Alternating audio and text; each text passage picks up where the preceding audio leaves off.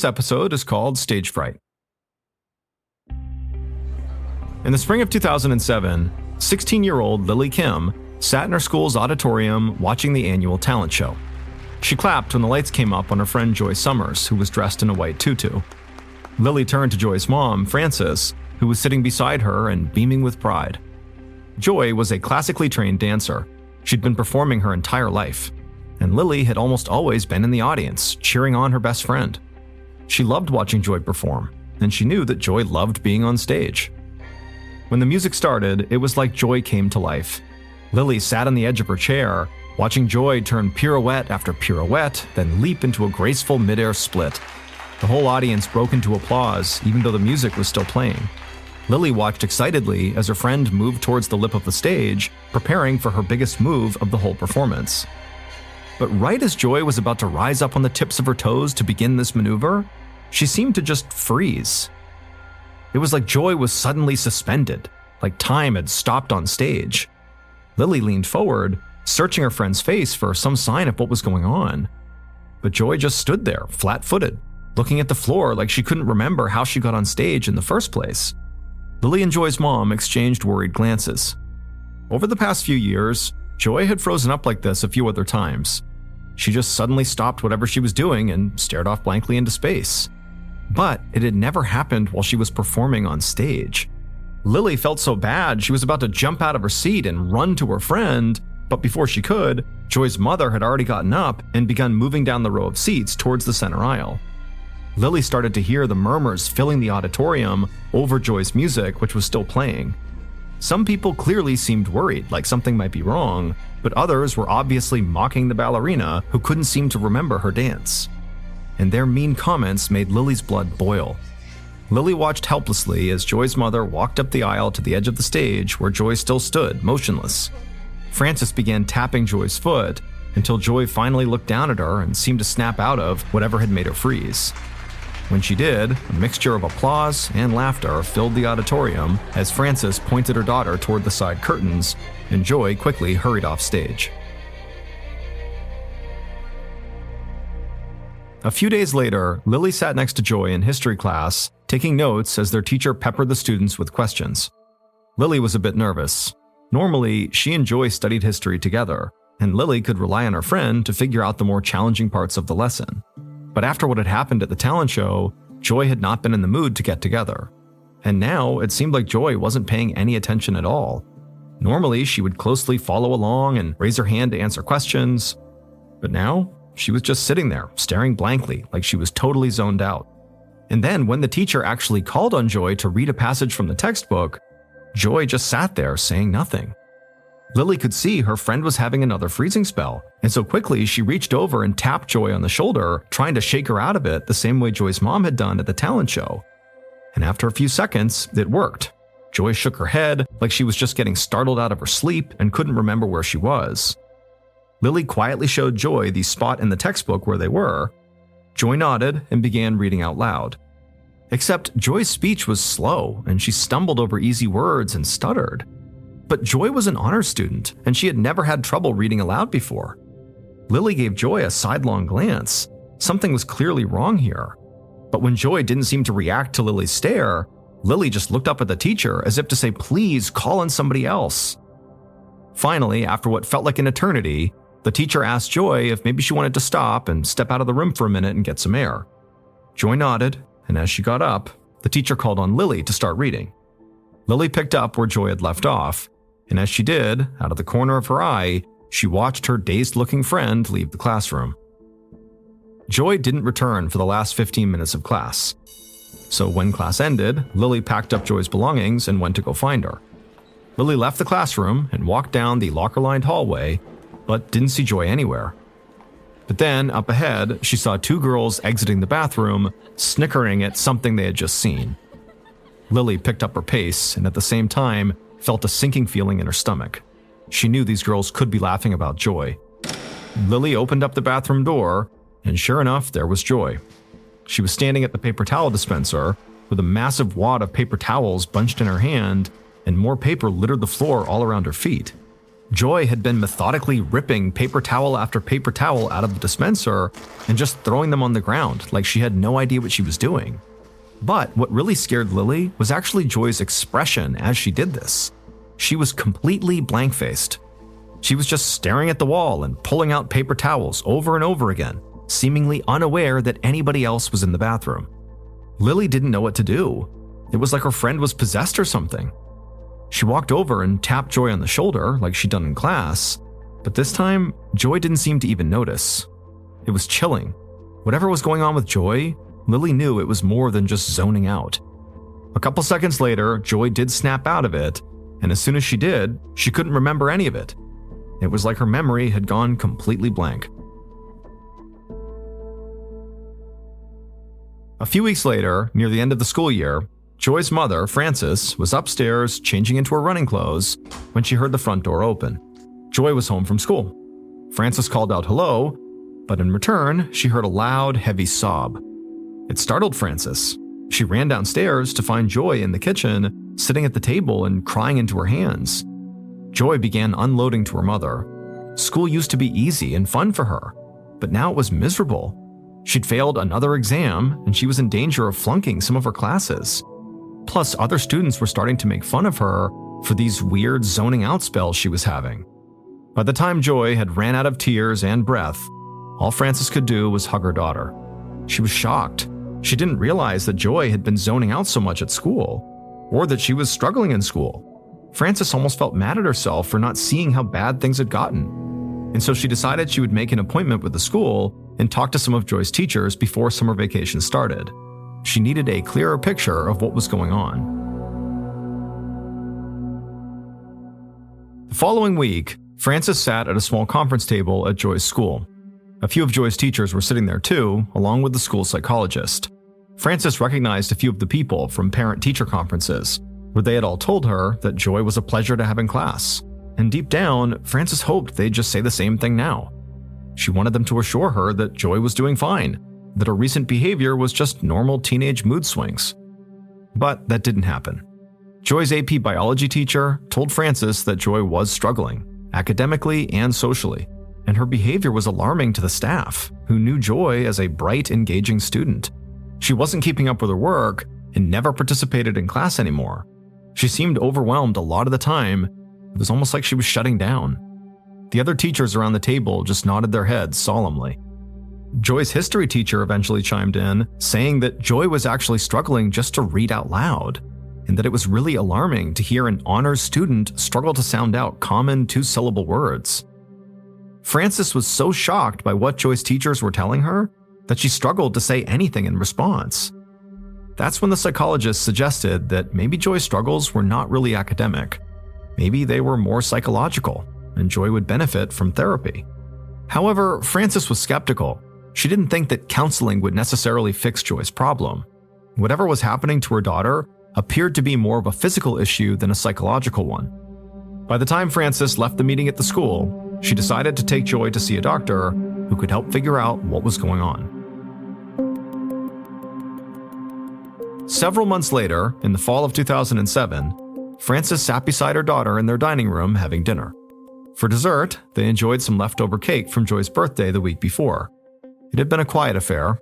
Last year, for her sweet 16, Joy threw a big party with all her friends. But this year, they had just celebrated with one friend, Lily, who'd been the only friend to stick by Joy since her freezing episodes had started last spring. After Frances had had that meeting with Joy's teachers, she had taken her daughter to see a doctor.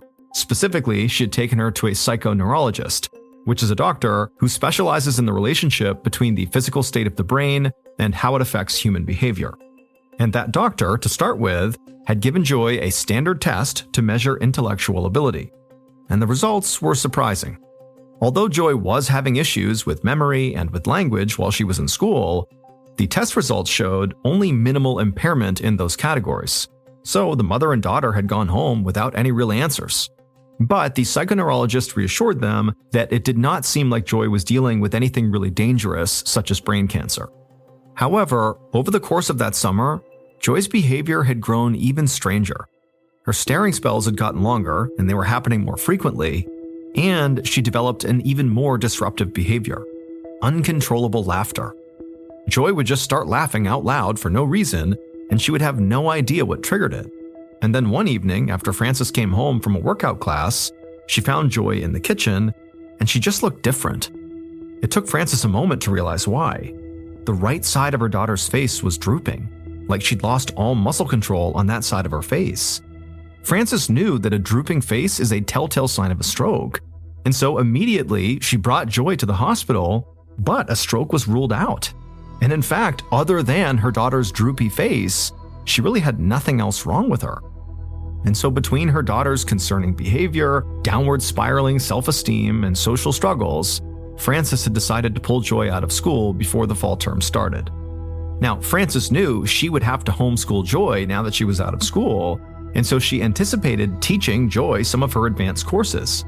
But Joy's intellectual struggles had grown so severe that she could barely even handle a remedial course load.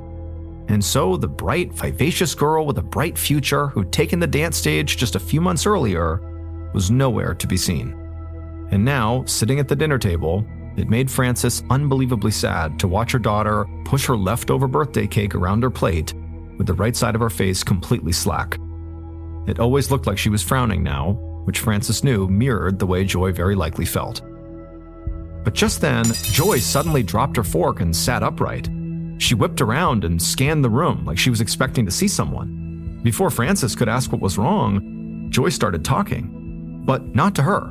Joy wasn't even looking in her mother's direction. Instead, Joy was basically staring at the wall, having some sort of heated discussion with some imaginary person in the corner who apparently was making fun of her. Frances didn't know if she was witnessing a mental breakdown or some kind of a seizure, but she knew Joy's problems were now too extreme for her to manage. Her daughter was in urgent need of help, and so Frances raced to call an ambulance.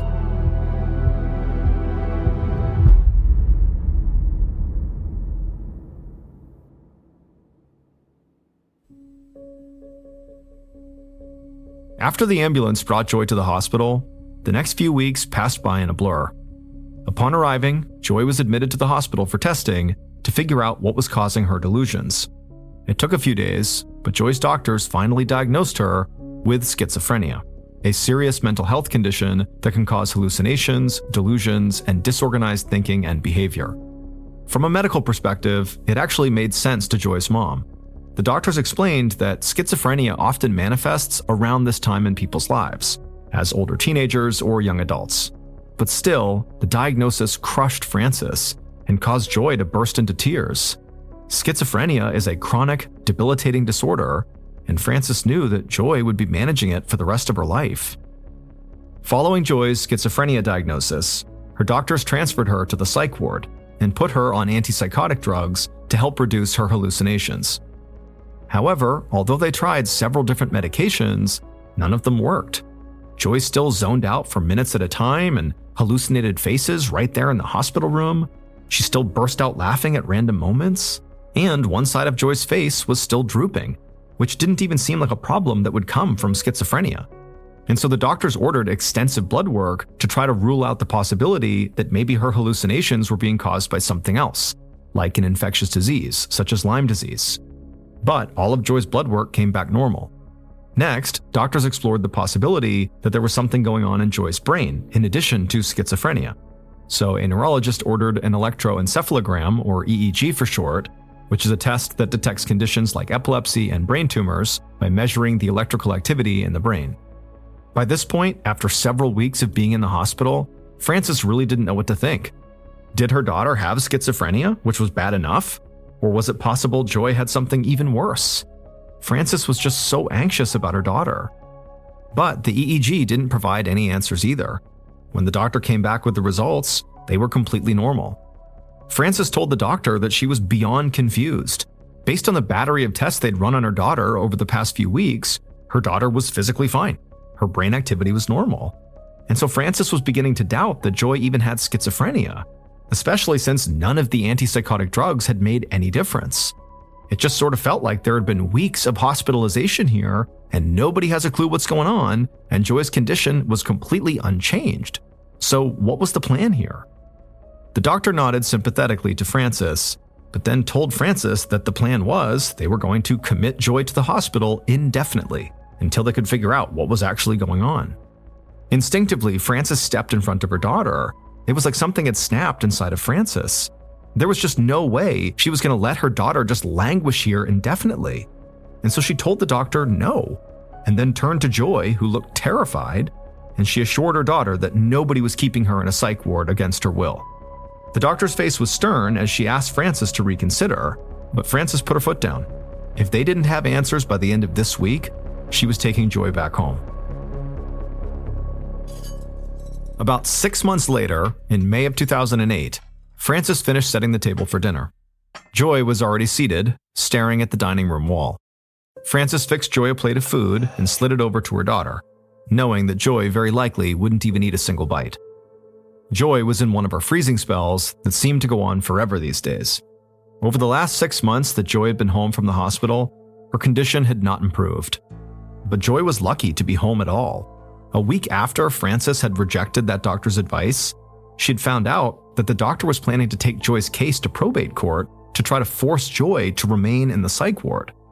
Frances had to bring a lawyer to the hospital to get the doctor to back down. The entire incident still made Frances sick to think about. And Frances was especially angry because the hospital doctors never even agreed on what was actually wrong with Joy. Her neurologist believed it was a psychiatric issue, even though the schizophrenia medication hadn't helped. And the psychiatrist thought her problem was neurological, even though there didn't seem to be any physical issues with her brain. It broke Frances's heart to see her daughter like this. Joy had once had such a bright future, and now she was listless and often hopeless. Sometimes her old friend Lily would come over and the girls would watch a movie together, but Lily always left the house looking very sad. Frances knew her daughter needed more medical help, but she really didn't know where to turn. A few weeks earlier, she'd taken Joy to a different medical center where neurologists had performed more tests, including extensive testing for epilepsy. They thought Joy's freezing spells might actually be seizures. But Joy didn't have any freezing spells while they were at the medical center, so the doctors weren't able to monitor and diagnose them. They did take images of her brain with an MRI machine, but it came back normal. It had been another disappointing trip. And so now, Frances felt like they were back to the drawing board. She took a bite of dinner and watched her daughter, who seemed off in her own world. Frances was desperate to understand what was going on with Joy, but an answer seemed further off than ever. More than a year later, in August of 2009, Dr. Kian Farsi sat in his examination room across from Frances and also Joy, who was now 19 years old. Dr. Farsi was a neurologist at a hospital in New York City, and he specialized in tricky diseases that other doctors couldn't figure out. And he had to admit, whatever was going on with Joy definitely fit the bill. As Dr. Farsi talked to Frances about her daughter's baffling condition, he kept glancing up at Joy's face. It was drooping on one side, a symptom that had started after her freezing spells had begun. And while the freezing spells had sort of become the thing Joy and her mother most focused on when talking about her symptoms, to Dr. Farsi, the symptom that stood out the most and likely was the most consequential was actually the drooping face. And so Dr. Farsi asked Frances and Joy if anybody else in their family suffered from schizophrenia or another mental illness. And Frances said no, which confirmed Dr. Farsi's suspicion. He told Frances and Joy that Joy's quick deterioration was uncommon for patients with schizophrenia. Also, facial drooping is uncommon in schizophrenics. To him, facial drooping was evidence that Joy's problems were physical, not a sign of mental illness. Frances frowned and shook her head. She told Dr. Farsi that Joy had already been given an MRI and an EEG, and neither showed that there was anything wrong with her brain physically. The doctor knew this, but told Frances he had a theory.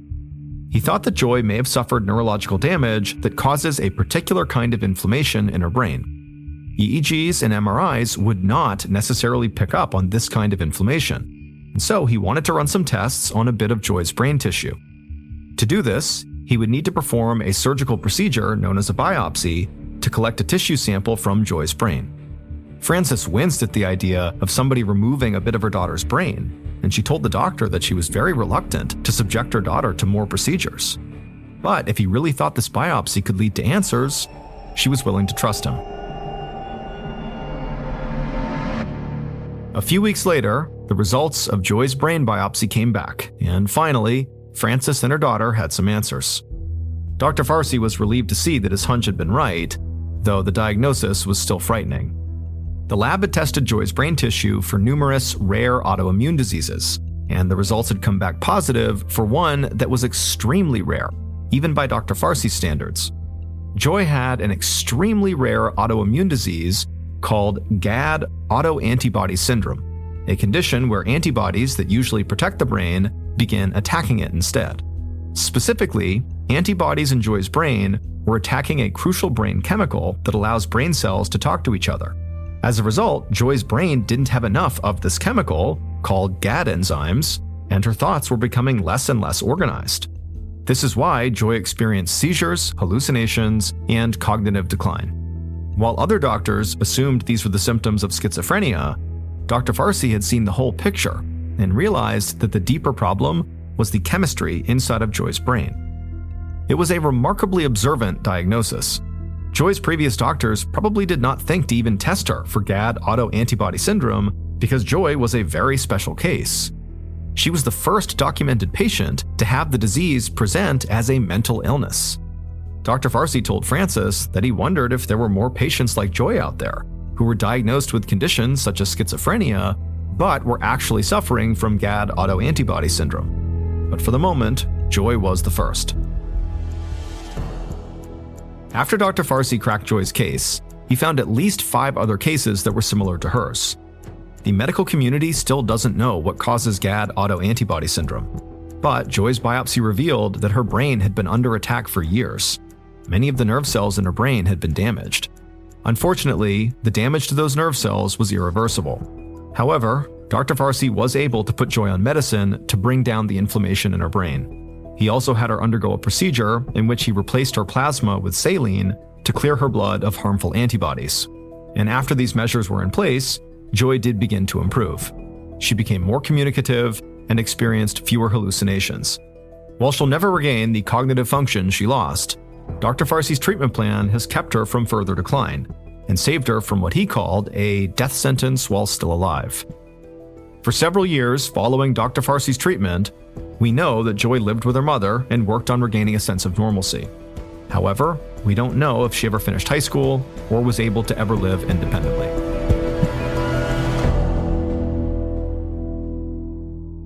Around 2:30 a.m. on November 4th, 1997, 49-year-old Delma Ramsey slid her keys into the lock of the McDonald's in the suburb of Germantown, Tennessee. Delma was still groggy from having just woken up, but she could do this opening procedure in her sleep. She'd been working this shift every weekday for over 20 years. So she barely even had to think as she opened up the door, slipped inside, then used her keys to lock it up again behind her. It was company policy that the doors remained locked whenever the restaurant was closed. But Delma had always felt like the intense security measures here were sort of unnecessary in Germantown.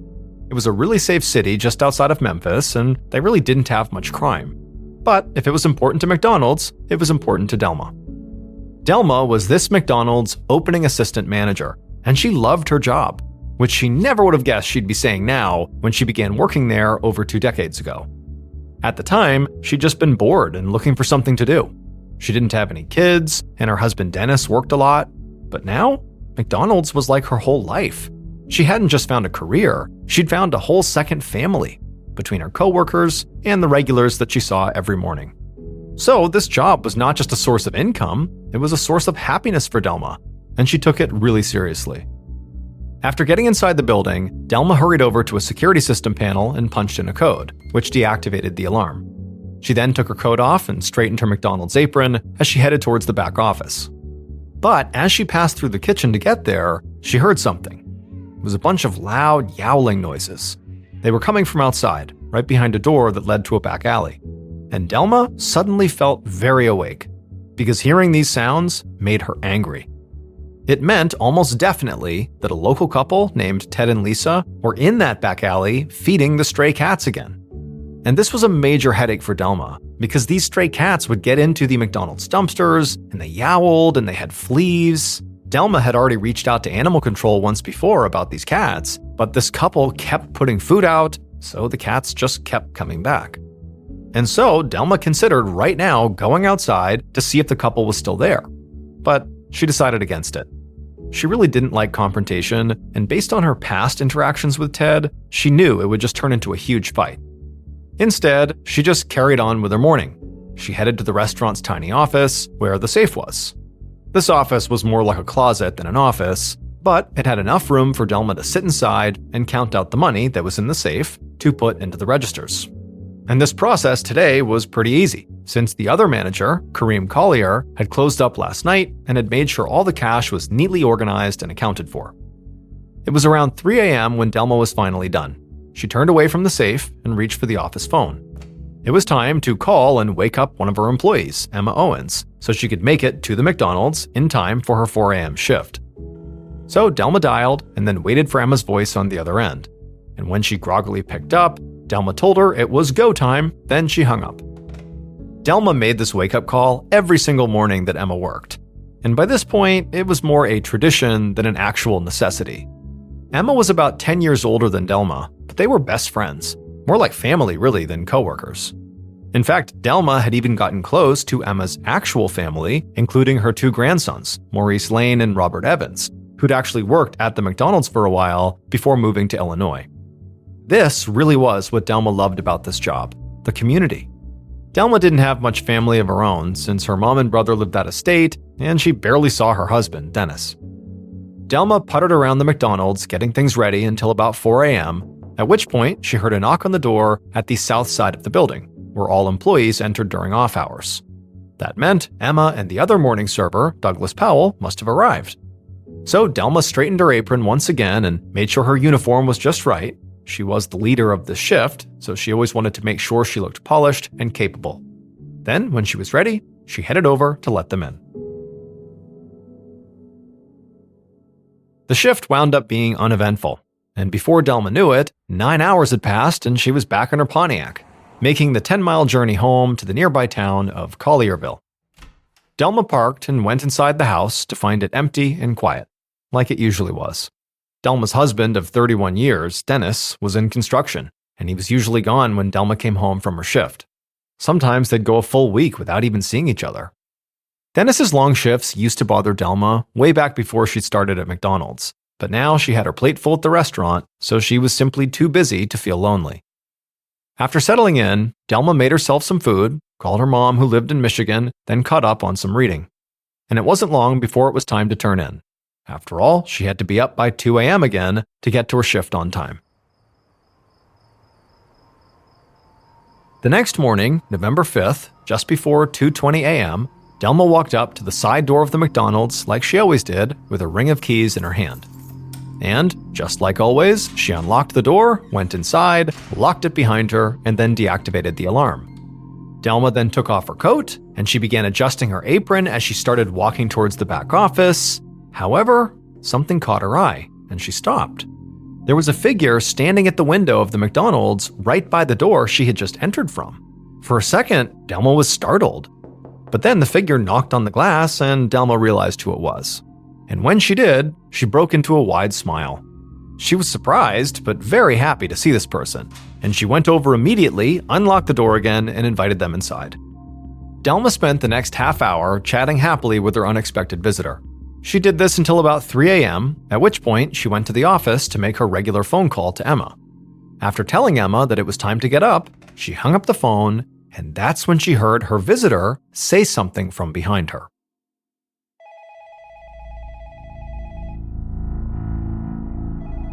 "15 minutes later, Delma's friend and employee, Emma Owens, was getting dressed when she heard her phone ring again. It actually spooked her.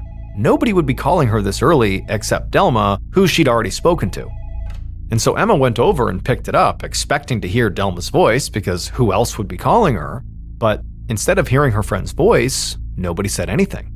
Instead, Emma heard this weird sound on the other end. It sounded almost like gurgling. Emma demanded to know who was calling, but whoever it was just kept making this gurgling sound. Emma felt annoyed because to her, this clearly must be a prank call. And it just felt really obnoxious for someone to do this to her so early in the morning. So she slammed the receiver down and looked over at her clock. If she didn't get moving soon, she was going to be late.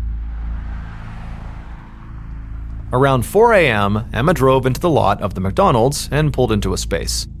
Like always, Delma's white Pontiac was already there, parked on the south side of the building. When Emma got out and walked over to the employee entrance, she saw the other morning server, Douglas, had just arrived too. So, together, they knocked on the door and then waited. But Delma did not come to unlock the door and let them in. And so after a minute or two, Emma walked over to a window and looked inside. But she didn't see Delma anywhere. Douglas suggested that maybe Delma could be in the basement, getting restock items, and just couldn't hear them. Emma nodded, but inside she's thinking Delma would not lose track of time like this. She's always here at 4 a.m. to let us in. Why wouldn't she be here now? After knocking a few more times and still not getting an answer from Delma, Emma started to feel nervous. This had never happened before. Delma always came to the door. And so Emma decided she needed to do something other than just standing here, because, who knows, maybe something's wrong. So she went back to her car, turned it on, and just began driving around the McDonald's a few times and beeping her horn the whole time, so that maybe if Delma was inside and distracted, she would certainly hear this and come outside to see what was going on. But Delma still didn't come out. And so at this point, Emma just felt like something has to be wrong here. Finally, after about 10 minutes, Douglas decided to just go home, and Emma drove away too. But unlike Douglas, Emma was not going home. She was going to find a phone because she knew she had to call the police. A few minutes later, at 4:23 a.m., 2 officers pulled up to the McDonald's in their cruiser. And right away they noticed the restaurant was quiet, dark, and deserted, which was not how either of them were used to seeing it. This McDonald's was a favorite for cops who worked the graveyard shift since it was one of the only places that opened up at 5 a.m. So they'd both been there plenty of times, and they knew from experience that there was always a whole bunch of activity inside the McDonald's in the hour leading up to opening. So the idea that it's shut down this close to opening didn't make any sense. But the officers did understand from the 911 call that apparently there was some sort of issue with the employee of this McDonald's who was supposed to be opening up the store. So the officers hurried up to the front entrance, but they found the double doors were locked. And when the officers knocked and called out that they were police, there was no answer from inside. So they began shining their flashlights through the windows to see who was inside, but they didn't have a clear view of the whole restaurant. So they went around the side of the building to keep looking for a way in. As they circled the perimeter, they kept peering through the restaurant's big glass windows, trying to see anybody inside or anything of note, but there was nothing. It just seemed like a quiet, abandoned restaurant, until they got to the drive-thru. There, when they actually looked through the drive-thru window, they saw a woman, and she was lying motionless and bloody on the floor of the kitchen. They couldn't tell if she was alive or dead, and they couldn't just climb through the drive-thru window because they couldn't open it. But even just from the outside, they could tell that whatever happened to this person, it had not been an accident. And so the officers got on their radios to call for an ambulance and for backup.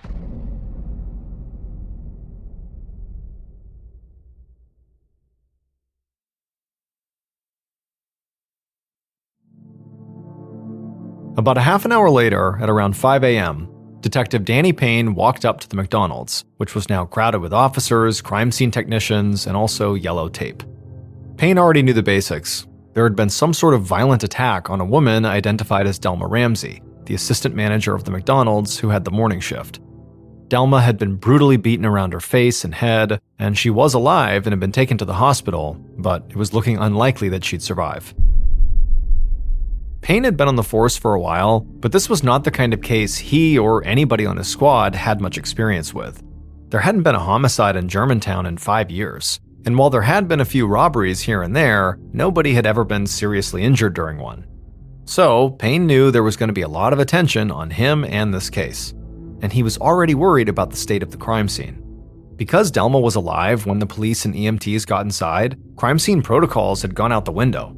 They had been focused entirely on just saving Delma's life, not preserving the scene, which of course they should be. But it also meant that Payne was likely looking at a lot of contaminated evidence. Payne walked into the McDonald's through a door on the north side of the restaurant, which he had been told was found unlocked. That was actually how the officers were finally able to get inside and reach Delma. When Payne got inside, he took a minute to just walk around the restaurant and look at the other doors and windows, and all of them were intact. so there was no clear sign of forced entry anywhere. But he also knew that very likely the north side door had been open, and very likely the attacker just used that to go inside.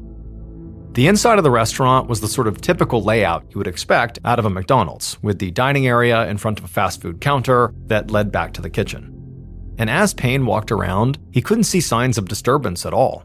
So he headed behind the counter and into the back part of the kitchen where the drive-thru was. Now, the space was pretty narrow, and it basically was just big enough for somebody to stand there and hand food out the window to whoever was going through the drive-thru. And when he got back there, the first thing Payne noticed was the large pool of blood on the floor, the spot where Delma had been found lying. And around this pool of blood were all these bloody footprints and discarded medical gauze, and even though he had expected this, Payne was still feeling kind of annoyed. He would have virtually no idea what trace evidence came from the attacker or the paramedics. And that was not the only issue.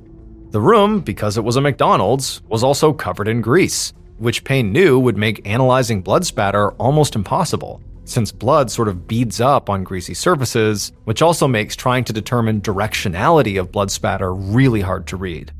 And while getting fingerprints would be something they could definitely do back here, the reality was, a McDonald's was not like a living room where cops would only expect to find maybe a few individuals' prints.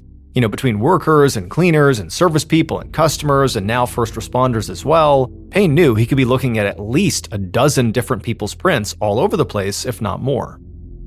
On the other side of the pool of blood was a small office with its door wide open and 4 empty cash drawers on the floor in front of it. When Payne walked over to the office, he also saw there was an open safe inside, and the safe was empty.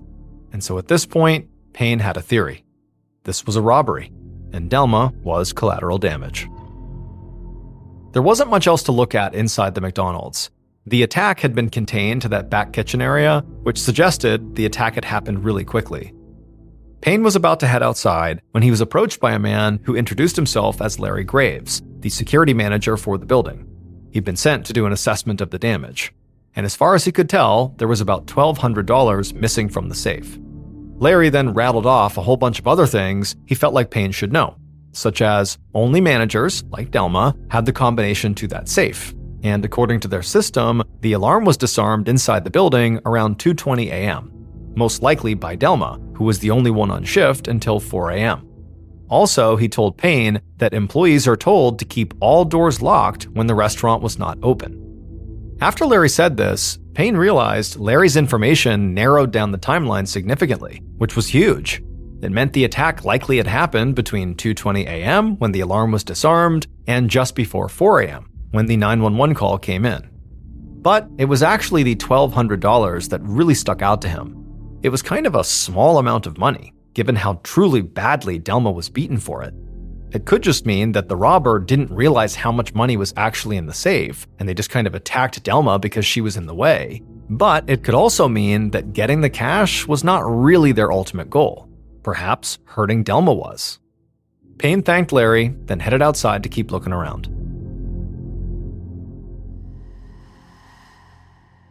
Outside, officers and crime techs surrounded the exterior of the building, taking photos and dropping evidence markers. One officer stood in a patch of grass between the McDonald's and the restaurant next door, holding a camera. And when he saw Payne, he waved the detective over and pointed down at something in the grass. Payne walked over and he looked down, and he saw the officer had found a set of keys. And clearly, these keys had blood on them. Payne guessed the keys, which were not car keys, they were like keys to a building, must be Delma's, since she was the restaurant opener, and the paramedics had not mentioned finding any keys on her body. But the fact that these keys were outside and Delma was inside meant her attacker must have taken these keys from her and thrown or dropped them as they left. And this was important, because it meant that the open door the police had found most likely had not just been left open by Delma like they initially thought. Instead, the attacker must have taken Delma's keys after the attack to unlock the door from the inside in order to leave the restaurant, basically following the attack. The keys got them out of the restaurant. And so Payne immediately began to reevaluate his entire theory of the case. If Delma had not left the door open and there was no forced entry, that likely meant she let her attacker inside. And this was huge, because it meant that this attack/robbery was not random. And so Delma must have known her attacker and trusted them in order to allow them into the building before it was open. And based on what Larry said, Delma was both the only one on shift and she knew the safe combo. That told Payne whoever attacked her very likely knew she'd be alone and that she would have access to the cash. So likely the attacker did not just know Delma, they also knew McDonald's policy too. And so after thinking about this, Payne turned and jogged back into the restaurant to catch Larry before he left, because what he needed was a list of all the McDonald's employees who worked with Delma. A few hours later, Payne was back at the station, hurrying towards an interrogation room. He was moving fast because the day wasn't even halfway through, and already his entire investigation had changed again. And that's because he'd just gotten word from the hospital that Delma Ramsey had died from her injuries. Payne was now officially the lead detective in a murder investigation. But so far, he didn't have much to go on. The crime scene techs hadn't been able to lift any fingerprints or find any immediately useful pieces of evidence at the crime scene that would point to any one suspect. The morning's canvass efforts had not revealed much either. Even though this McDonald's was right in the middle of town, none of the employees at the businesses around it had seen or heard anything unusual that morning. Most of them hadn't even been at work yet. The only thing they had found was that the bank across the street from the McDonald's had an ATM at the front of the building. And pretty much all ATMs have a built-in camera. And this one did, and it happened to be pointed directly at the McDonald's. Now, Payne had already seen the footage, which did clearly show someone arriving at the McDonald's just after Delma got there, and it also filmed the building during the time that Delma was most likely attacked. But the video quality was terrible, and Payne couldn't make out any of this other person's features. Even so, he could see that this other person had entered the McDonald's really quickly, which meant Payne had been right. Delma let them inside, and quickly, so she clearly must have known them. But this actually didn't necessarily narrow down the list of suspects very much, because from what Payne had heard so far, basically every early bird in Germantown knew Delma. She was very well liked in the community, and a fixture at this McDonald's. Even some of the officers knew her. But the footage did give Payne one more clue. The killer approached the restaurant on the south side of the building, which Payne had learned was where employees entered. It could be a coincidence, or the killer was an employee or a former employee and had just naturally gravitated towards the entrance they were most familiar with. Payne had already asked the security manager for a list of employees, so he was waiting on that. And he had also already spoken with Delma's family, which basically was just her husband Dennis, and so he had been notified and was someone they would very likely need to speak to soon. But for now, he was working the employee angle. And so he was on his way to speak with Emma Owen, who was one of Delma's coworkers and happened to be one of the last people to actually speak to Delma. A few minutes later, Payne sat down across a table from Emma. She was in her late 50s and seemed nervous, and so Payne tried to be as gentle as he could, but ultimately just had to come out and say it, that Delma was dead, and she clearly had been murdered. When Emma heard this, her eyes filled with tears, and she began shaking her head repeatedly, almost like she was trying to wake herself up. And then she just blurted out something that was very surprising. She said that she had made a mistake. In a shaking voice, she explained that Delma had called her that morning at 3 a.m. to wake her up like she normally did, and she had sounded just fine. Then about 15 minutes later, Emma's phone rang again, and when Emma picked up, she heard a gurgling on the other end. She said she thought it was a prank, and it hadn't even occurred to her to check the caller ID. It was so early in the morning, and she didn't want to be late for work. But now she wondered, did that call have something to do with what happened to Delma? Payne sat very still as the gravity of what Emma was saying hit him. If the call she was describing did come from the McDonald's, it meant that Delma had likely called Emma during or immediately after the attack. Maybe she had tried to call 911 but just hit redial, or maybe she had called Emma on purpose in a panic. And if the call really was Delma, it also shrank the window of time the murder could have occurred even further.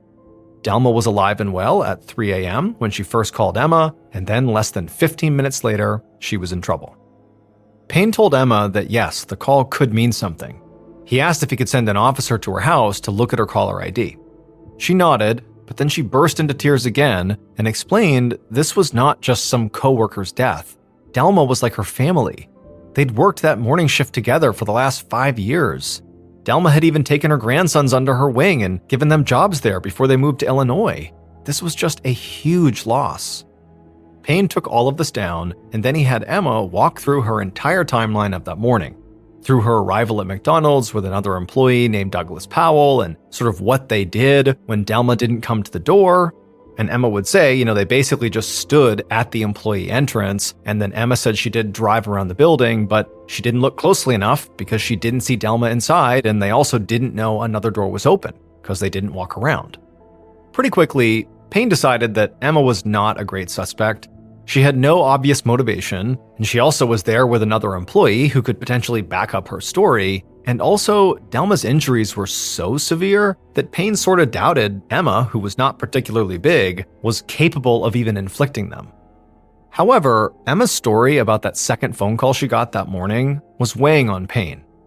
Payne was pretty sure that Delma's killer had arrived at the McDonald's around 2:22 a.m., as that ATM security footage showed. The fact that Delma had called Emma at 3 a.m., sounding normal, meant that Delma's killer had been inside the restaurant for over half an hour with Delma before they attacked her. So the killer really had to be somebody Delma not only knew, but knew pretty well. And so Payne felt like now was the time to speak to Delma's husband. About an hour later, a very red-eyed and disoriented 50-year-old man named Dennis Ramsey arrived at the station. When Payne sat down with him in the interrogation room, Dennis stumbled his way through some general pieces of information that Payne already knew. That Delma had worked at the McDonald's for over 20 years, that everybody loved her, and her customers were basically her second family. But Dennis just kept losing his train of thought and starting over and over again. Payne's gut told him that Dennis seemed genuinely distraught here and could even be in shock. However, that didn't make him innocent. So as Dennis kind of rambled on, Payne checked him out, looking up and down, looking for any marks on his hands or arms, any scratches or cuts, which he would expect a killer to have after pummeling someone as badly as Delma had been. But he didn't see any of these marks on Dennis. Dennis seemed like he was trying his best to be cooperative, so Payne took a risk and just was very blunt. He asked Dennis where he was between 2 and 3:30 a.m. that morning. Dennis blinked at him, looking surprised, and then just said he was sleeping. Delma always left before he got up in the morning, but realistically, he wouldn't have noticed anyways, since they slept in separate rooms. He said he actually hadn't seen her in days. And at this, Payne tensed up. Sleeping in separate rooms could mean marriage problems, and a husband claiming he was asleep during the murder of his wife was not a good alibi. But before Payne could ask him anything else, Dennis suddenly had this alarmed look come over his face, and Payne sort of knew why. It was clear that Dennis had come out of his shock enough to realize he was now a suspect. It was like a switch had flipped. Dennis stopped stuttering and repeating himself and started saying forcefully that he had nothing to do with Delma's murder. He said he would answer any questions the police had because he had nothing to hide. And Payne said that was great to hear, because what he'd really love for him to do is take a lie detector test.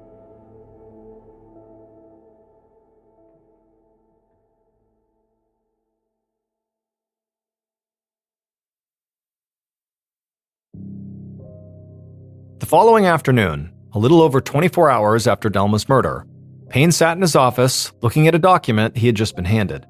It was the autopsy report, and it was horrifying. Now, Payne already knew, as everybody else did in this case, that Delma clearly had been savagely beaten, so he was not surprised to find out she had fractures all over her body and face.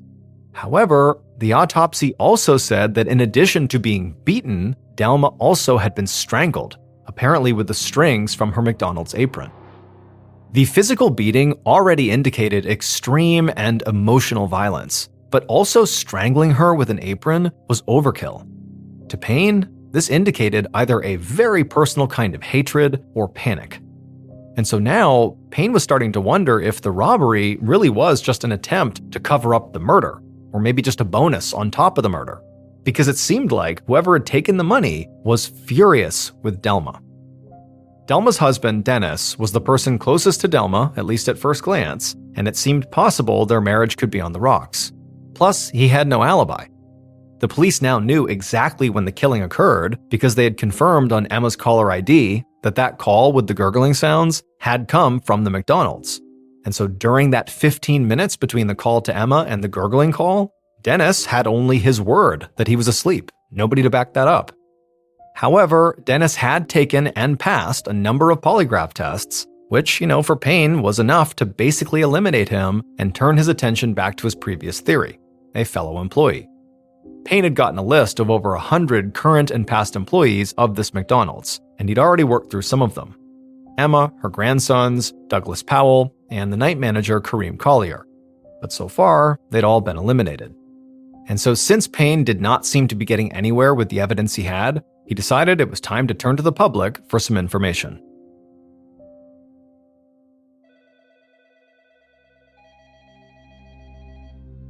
The following day, Detective Payne and his team sorted through tips from a Crime Stoppers phone line, which is a fully anonymous tip line. Payne had set it up in the hopes that somebody from the community would come forward with information about the murder. And Payne was excited to see that leads were already pouring in. And some of them appeared to be promising, like there were 2 former employees with criminal records who a tipster thought could be capable of violence.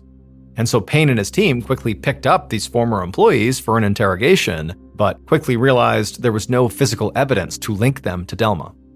Other tips came from concerned citizens or residents reporting suspicious neighbors or lingering vehicles, and one by one, Payne and his team looked into all of them, but one by one, they all went nowhere. 10 days after the murder, somebody called in to claim that a waitress at a local restaurant had been taking credit for killing Delma, and on top of that, Payne discovered this waitress was affiliated with a local gang.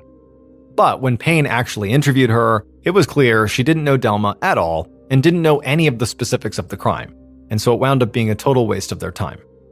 At the same time they were running down all these tips, Payne and his team kept going through that list of McDonald's employees, interviewing everybody who still lived in the area. But every employee had an alibi. And as the days turned into weeks, Payne started to feel like instead of getting closer to an answer, he just kept on getting farther away. In between all the tips and the interviews, Payne would read and reread his files, and he would rewatch the ATM footage over and over to see if he missed anything. But by the spring of 1998, after more than 6 months during which Payne had interviewed 246 people, he still had nothing. So, that April, he and some members of his team just started all over. They sat in his office and pored over the original case file from the beginning. And when they did this, they actually did find something huge. 2 weeks after Delma had been killed, someone had called in a tip to the Crime Stoppers hotline. But because there had been so many tips, this one had sort of gotten lost in the shuffle. But the tipster said that Delma, who everybody claimed was universally adored, actually had 2 enemies. A couple named Ted Lawrence and Lisa Franklin. The couple often hung out behind the McDonald's early in the morning to feed stray cats that lived there. And apparently, Delma had been trying to get them to stop. This had created tension between the 3 of them to the point where Ted actually had public fights with Delma. One time, he'd actually approached her during her shift and screamed about utensils being missing from his order. Now, this information certainly suggested that, Ted and Lisa did not like Delma, but could they really have brutally murdered her over a bunch of cats? When Payne looked further into Ted and Lisa, he learned that Lisa ran a soap and lotion store that was about a half block from the McDonald's. And he also found a Honda CRX was registered to Ted Lawrence. Payne immediately thought back to that ATM footage he had watched countless times and realized maybe he'd missed something. Payne jumped up and sprinted down the hall to the evidence locker. Moments later, Payne was staring at the TV screen, once again watching the grainy ATM video surveillance from the night Delma was killed. Only this time, he was not looking at the McDonald's or that blurry figure he had been so sure was the killer. Instead, he was staring at the parking lot. Because around 2 a.m., just minutes before Delma had arrived for her shift, at the far edge of the lot was a Honda. Payne sat back, feeling totally stunned. Finally, he had a good suspect. A few weeks later, 31-year-old Ted and 47-year-old Lisa were brought in and split up to be interrogated. Payne first sat down with Ted, who just seemed frustrated at being there. His arms were crossed, and his eyes behind a pair of glasses were narrowed with annoyance. Payne had guessed that Ted could be difficult. The tip line info had mentioned his big fight with Delma, Plus also, Payne had spent the last few weeks looking into the couple and had learned more about Ted, including the fact that Ted had been at this animal control public forum 2 days before Delma was killed. That gathering was to discuss euthanizing all those cats that gathered behind the McDonald's, and Ted was very vocally opposed. However, the detective felt like Ted would cooperate once he understood the evidence that they had. So Payne just told him about the surveillance footage, and then waited for Ted to talk. But all Ted did was nod, and then in a very short voice, he said they were there the morning of the murder to feed the cats. But he said he and Lisa always did that and did not see anything strange, and they left by 2:15 a.m. When he heard this, Payne almost smiled, because while it wasn't a lie, it was close. Payne's team had managed to pull some additional surveillance footage from a business that was just 200 yards from the McDonald's. And that additional footage showed Ted and Lisa's car at that other business at 3:20 a.m. So even if they had left McDonald's before the murder, they were still clearly in the immediate area during the time Delma was attacked. But when confronted with this additional footage, Ted seemed totally unfazed. And also the rest of Payne's questions just really didn't go anywhere. So finally, Payne just ended the interview with Ted with a request. He asked him to take a polygraph. Now, Ted didn't seem happy about it, and Payne kind of readied himself to get an earful, but instead, to Payne's surprise, Ted agreed. After that, Payne spoke to Lisa, whose story lined up with Ted's for the most part. And so, Payne ultimately let the two of them go, because he didn't have enough evidence to keep them there. However, he was determined to find that evidence. Payne thought Lisa might be involved somehow, maybe she was a witness to the murder, but he didn't think she was the actual killer. Delma had been attacked by somebody who clearly was much stronger than her, and since there was only one person seen on that ATM footage going inside the building, Payne didn't think it was possible that both Ted and Lisa went inside. So he felt confident that single person must be Ted. And so Payne could not wait to see the results of Ted's polygraph. It would take several months to get Ted to actually sit for his polygraph, and when he did, he failed it. So that October, almost a year after Delma was murdered, Payne was finally given the go-ahead to search the couple's home. He and a team of officers went inside the home, ultimately taking the couple's computer, carpet fiber samples, and cat hair samples. And at some point during the hours-long search, one of Payne's officers called him over to look at a pile of discarded, dirty clothes. And in it was a pair of pants with what appeared to be a large bloodstain. Payne felt an immediate rush of excitement. Now, they would have to obviously test the blood to see whose it was, and they still had the Honda and Lisa's business to search as well, but based on what he was seeing already, Payne was sure they had just found Delma's killer. A few days later, though, Payne was sitting at his desk, staring at a piece of paper with gut-wrenching disappointment. It was the results from a lab test on those bloody pants. According to the analysis, the blood was not human blood, so it couldn't be Delma's. Payne felt totally deflated, because it would turn out that blood was like the last bit of hope he'd had. After looking at the Honda and Lisa's store, they hadn't found anything that tied Ted and Lisa to the scene of the crime. Now, this didn't make them innocent, but Payne would need to find a lot more evidence if he wanted to make any charges stick. So once again, Payne found himself reaching for Delma's case file and rereading all the evidence he had. He was more sure than ever that Delma had to have been killed by somebody she knew. However, the two people closest to Delma, Emma and her husband Dennis, weren't very realistic suspects. Neither had a motive, and while at least Dennis seemed like he could have been physically capable enough to carry out such an attack, he had passed multiple polygraph tests. Then there were Ted and Lisa. Delma did know them, although she didn't like them. They were both in the area at the time of the murder, they had motives, and Ted had failed his polygraph. But there was no physical evidence that directly tied them to the crime. Plus, it was hard to imagine Delma happily letting either of them inside the McDonald's and then hanging out with them for 30 to 40 minutes before they attacked her? It just didn't make sense. And so Payne sighed and closed the file. He couldn't shake the feeling that Germantown's first homicide in 5 years was probably about to go cold. And for the next 18 months, that is exactly what happened. But then, one morning in May of 1999, Payne was sitting at his desk looking over a newer case file when an officer charged in saying that somebody had just called the Crime Stoppers tip line about Delma. Now, this person didn't give their name, and they were vague about how they'd gotten their information, but they were apparently sure that they knew exactly who had killed Delma. And when Payne heard what this tipster had to say, his jaw dropped. The information was so utterly confounding that Payne almost couldn't wrap his head around it. He knew he would have to look through the case file before he even considered it. So he walked quickly down the hallway to where all the files were kept, and he grabbed Delma's. Then he flipped through it till he found what he was looking for, which was a report on one specific interview that was conducted in the very early days of the investigation. And Payne just stared at this interview for a long, long time.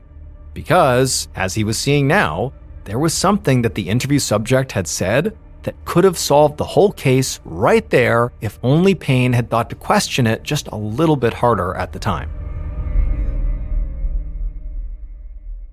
Based on Payne's investigation, a confession, video surveillance, and evidence found at the crime scene, here is a reconstruction of what police believe happened to Delma Ramsey in the early morning hours of November 5th, 1997.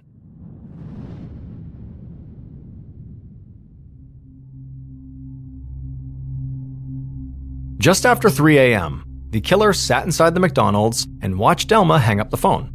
She had just called Emma to wake her up. The killer's heart was beating fast because they knew that now they only had 1 hour before Emma arrived at the McDonald's.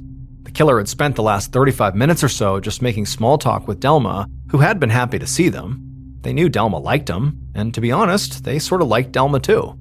But they really needed money, and now they knew they had to act. So that's when the killer stopped pretending to be at the McDonald's on some sort of friendly visit. Instead, they suddenly and very firmly told Delma she needed to open the safe or give them the combo to it. Delma turned and looked at them with a very confused expression on her face and just said no, which made the killer furious. And that's when something inside the killer just snapped. They lunged forward and hit Delma repeatedly and watched her grapple with the phone to try and call for help, but the killer just kept on attacking, even when they eventually heard Delma say the combo out loud. For a moment, the killer had been relieved. Maybe they could take the combo, get the money, and get out. Then they realized in this moment, as they're still attacking Delma, that if they let her live, she'd be able to report them to the police. And so this made the killer panic. And since they hadn't brought a weapon with them, after beating her senseless, they began choking Delma with the closest thing they could find, which was her very own McDonald's apron. And they choked her until she stopped moving. Then, when she was still, the killer walked over to the safe, opened it up, and grabbed the money inside of it. Then they took Delma's keys from inside her pocket and ran to the exit they knew was the closest to the kitchen. They used those keys to unlock the door before sprinting out into the back, and they tossed the keys into the grass as they jumped into the car that was waiting for them.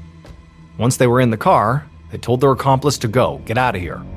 Soon after they drove off, the killer counted out the cash and told their accomplice what they had done. Then the two of them left Tennessee and drove to Illinois. It would turn out Delma's best friend Emma's two grandsons really had left and moved to Illinois. But they had only moved after one of them, Robert Evans, had brutally murdered Delma Ramsey while the other, Maurice Lane, waited outside as a getaway driver. Robert knew from working at the McDonald's that Delma would be alone in the early morning hours. Delma had always treated him and his cousin Maurice like family, which was a connection he was counting on, because he knew that Delma would likely let him into the restaurant before it was open.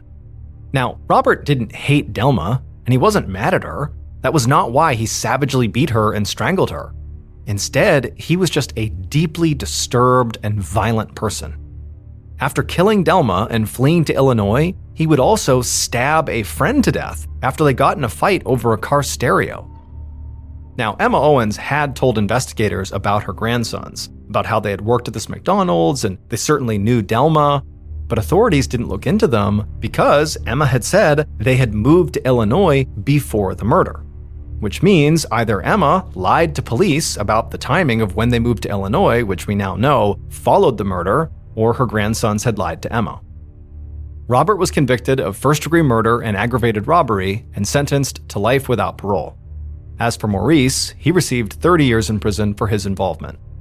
As for Ted and Lisa, who took care of the stray cats, although they were once suspects in this murder case, they were publicly vindicated. However, the damage was done.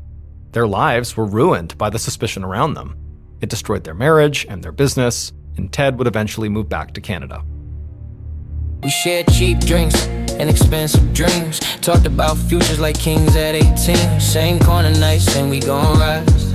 Same hunger burning behind tired eyes. Back then, loyalty didn't need proof. Just eye contact, silence and truth. Now success made the room feel strange. Same faces but the energy changed. They clap with one hand, text with another. Smile in public, doubt undercover. I didn't lose friends, I lost illusions. That's part of growth, not confusion. Funny how love don't survive the climb. They cheer the start, not the grind of time. If trust breaks once, it echoes twice. I paid that lesson with my price. Now you feel like strangers I used to know. Same names, different.